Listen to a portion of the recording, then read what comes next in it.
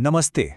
आज हम हमारे प्रोडक्ट के उस गुपचुप सफर के बारे में जानेंगे जो फैक्ट्री से शुरू होकर सीधे आपके दरवाजे तक चलता है। ये एक ऐसी कहानी है जो हमेशा हमारी आंखों से दूर होती रहती है और इस कहानी को जोड़कर रखते हैं दो बहुत ही जरूरी लेकिन अक्सर नजरअंदाज किए जाने वाले साथी। एक सेकंड के लिए सोचिए, आपके फ्रिज में जो दूध का पैकेट रखा है उसका सफर एक फैक्ट्री में शुरू हुआ, लेकिन वहां से लेकर आपके ब्रेकफास्ट टेबल तक उसके साथ क्या क्या हुआ। आज हम उस सफर के दो सबसे अहम पड़ावों को समझेंगे, उसकी सुरक्षा कैसे होती है और वो आप तक पहुंचने से पहले आपका इंतजार कहां करता है। तो चलिए इस सफर को 5 आसान हिस्सों में समझते हैं। हम शुरू करेंगे प्रोडक्ट के पहले कवच से, फिर हम देखेंगे कि इस कवच के अलग अलग काम क्या हैं। उसके बाद हम जाएंगे प्रोडक्ट के टेम्पररी घर में और उसके मकसद को समझेंगे, और आखिर में हम देखेंगे कि ये दोनों चीज़ें मिलकर किसी भी प्रोडक्ट की सफलता की बुनियाद कैसे बनती हैं। तो शुरू करते हैं पहले पड़ाव से। जैसी कोई चीज बनकर तैयार होती है उसे फौरन पहनाया जाता है उसका सुरक्षा कवच, उसका पहला ज़िरा बख्तर। इसे ही हम कहते हैं पैकेजिंग। आप इसे प्रोडक्ट के पहले और सबसे जरूरी कपड़े भी समझ सकते हैं। तो आखिर ये पैकेजिंग है क्या?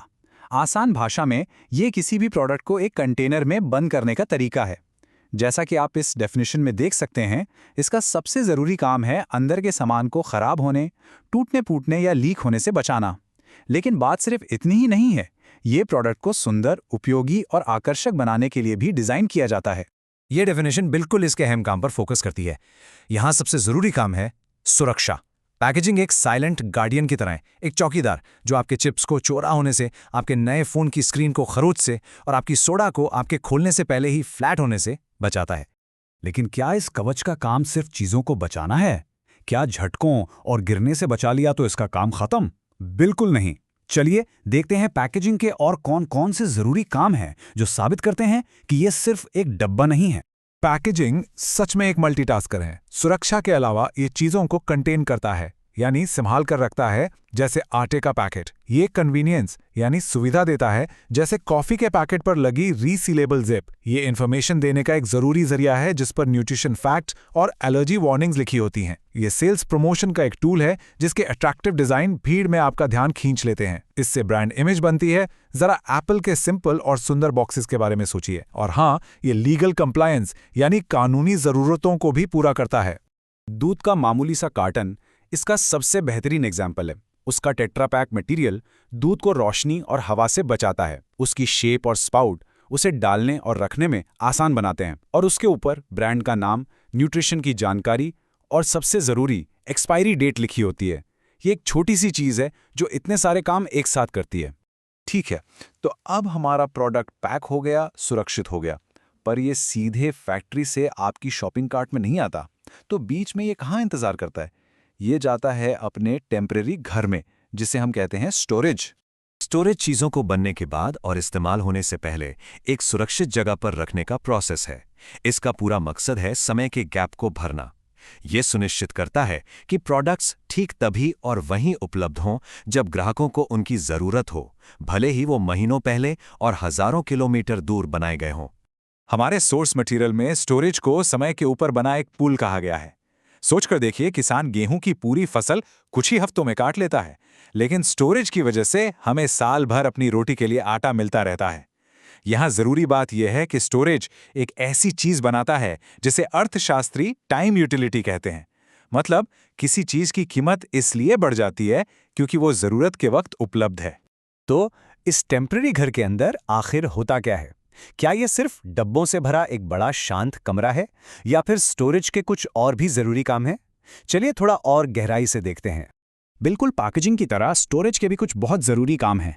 चीज़ों को सिर्फ रखने के अलावा ये उनका प्रिजर्वेशन यानी उन्हें महफूज रखता है। जैसे कीमती आर्ट के लिए क्लाइमेट कंट्रोल वेयरहाउस या वैक्सीन्स के लिए कोल्ड स्टोरेज। ये वो टाइम यूटिलिटी बनाता है जिसके बारे में हमने अभी बात की। ये कंटिन्यूस सप्लाई चेन बनाए रखता है ताकि फैक्ट्रीज में कभी कच्चे माल की कमी ना हो। इससे चीज़ों की प्राइस स्टेबिलिटी यानी कीमतों में स्थिरता बनी रहती है। और सबसे ज़रूरी, ये डिज़ास्टर रिलीफ यानी आपातकालीन स्थिति में भी काम आता है, जैसे फूड और पानी को स्टॉक करना। अब हम अपने सफ़र के आखिरी पड़ाव पर हैं, जहां सब कुछ एक साथ जुड़ता है।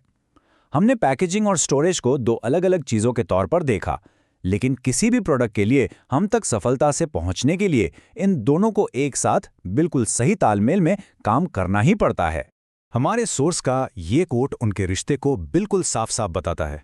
पैकेजिंग प्रोडक्ट की सुरक्षा की पहली परत है और स्टोरेज उसकी दूसरी परत। ये दोनों एक दूसरे पर निर्भर हैं। सोचिए, एकदम बढ़िया से पैक किए गए कॉफ़ी बीन्स, लेकिन उन्हें एक गीले अनसेफ वेयरहाउस में रख दिया, प्रोडक्ट खराब। अब इसका उल्टा सोचिए, एकदम मॉडर्न वेयरहाउस, लेकिन उसमें टूटे फूटे खराब पैकिंग वाले सामान भरे हैं। नतीजा वही होगा, एक के बिना दूसरा सफल नहीं हो सकता।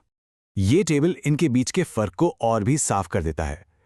पैकेजिंग का मकसद फौरी होता है, सुरक्षा, लेकिन साथ ही साथ मार्केटिंग और इंफॉर्मेशन, जबकि स्टोरेज का मकसद लंबा होता है, समय के साथ चीजों को महफूज रखना। पैकेजिंग प्रोडक्शन लाइन पर होती है, स्टोरेज एक अलग फैसिलिटी में होता है। इनके मटेरियल्स बिल्कुल अलग हैं और इसलिए इनके मकसद भी। और इस तरह हम अपनी आखिरी सबसे जरूरी बात पर आते हैं। सही पैकेजिंग और सुरक्षित स्टोरेज सिर्फ एक प्रोसेस के हिस्से नहीं हैं, ये किसी भी प्रोडक्ट की सफलता के दो मजबूत स्तंभ हैं, दो पिलर्स हैं। अगर ये बुनियाद कमजोर हो तो सफर अधूरा रह जाता है और प्रोडक्ट कभी भी सुरक्षित हमारे हाथों तक नहीं पहुंच पाता। तो अगली बार जब आप कोई नया गैजेट अनबॉक्स करें या जाम का एक साधारण सा जार खोलें, तो एक पल के लिए रुकिएगा। क्या आप उसके सुरक्षा कवच के बारे में सोचेंगे जिसे आपका ध्यान खींचने और चीज़ को महफूज रखने के लिए बनाया गया था? या फिर आप उसके उस टेम्परेरी घर के बारे में सोचेंगे, उस शांत वेयरहाउस के बारे में जहां उसने आप तक पहुंचने के लिए इतने सब्र से इंतजार किया?